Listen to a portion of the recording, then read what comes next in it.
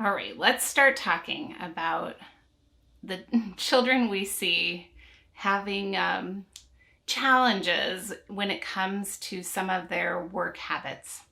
And we're just going to go ahead and name some of these things that we see, even, not judgmentally, but just so that we can be able to talk about some of these things that we encounter.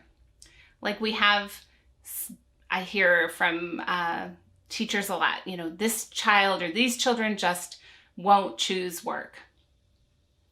We've all had some children like that, right? It's children that it seems like they're always socializing. They're not making their own independent work choices. We have to remember work is a human tendency. It is a part of what makes us human and drives us to develop and helps us to survive. So all humans have this tendency. We all still have it as adults.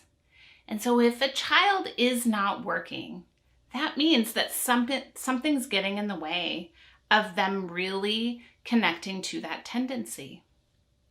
We have to figure out what it is.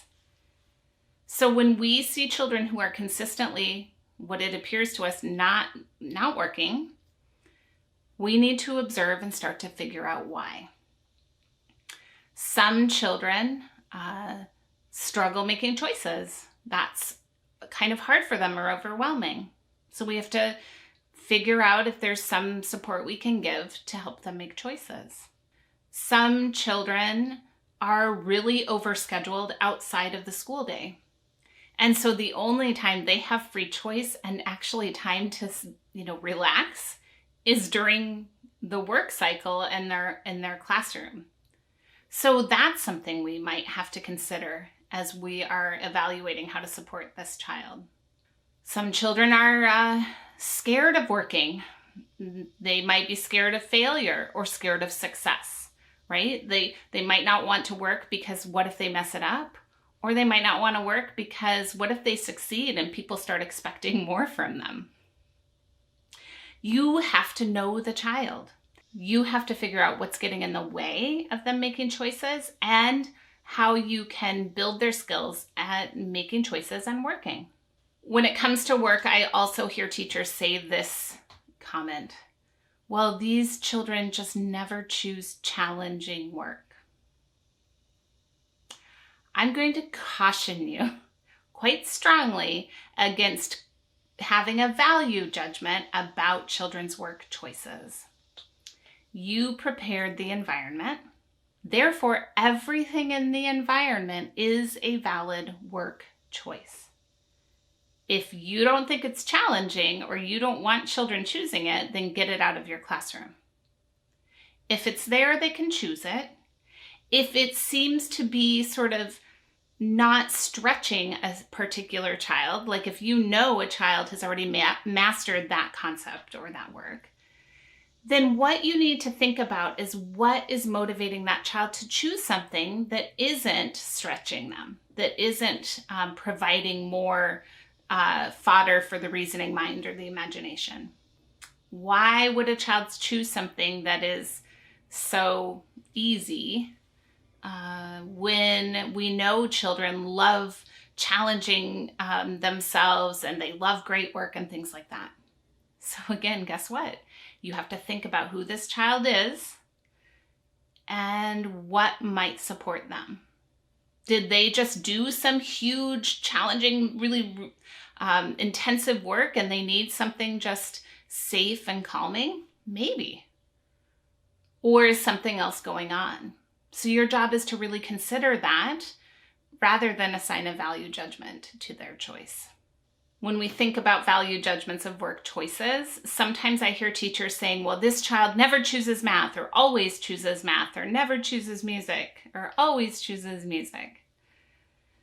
Actually, let me be honest, I've never heard a teacher complain about a child only choosing math. And that's a sad thing in our culture because I have heard teachers complain that a child only chooses art or only chooses music. No academic discipline is more important than another. And so if we see children choosing only one discipline, only one area of the classroom consistently, then we have a clear understanding of, I think, of their interest. And our job then is to be really creative in thinking about how we could bring in other disciplines to spark that child's interest.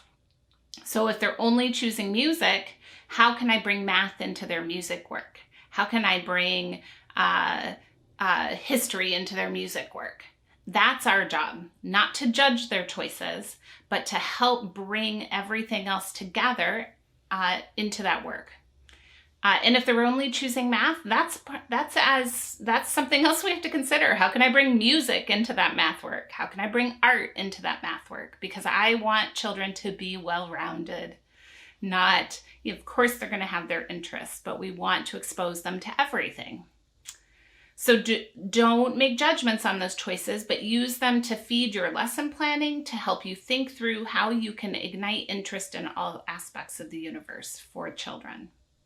Sometimes there are children that are really masterful at appearing busy without ever actually doing anything. And the tricky thing about these children is that if you do a quick scan across the classroom, you're going to see them at a table with a bunch of books out, and they're going to look like they're really busy. So sometimes we actually ignore these. And our approach has to be the same as everything else we've talked about. Observe them, really get to know them, and start thinking through what might be getting in the way of them feeling the joy of work. Why do they want to just look busy instead of actually being engaged? So part of our job is to be kind of detectives with each child. We know what the human tendencies are. We know what the psychological characteristics are. We aren't seeing them displayed in some children. And what can we do to puzzle through and figure out how to get them to work, get them excited about it? That's our job.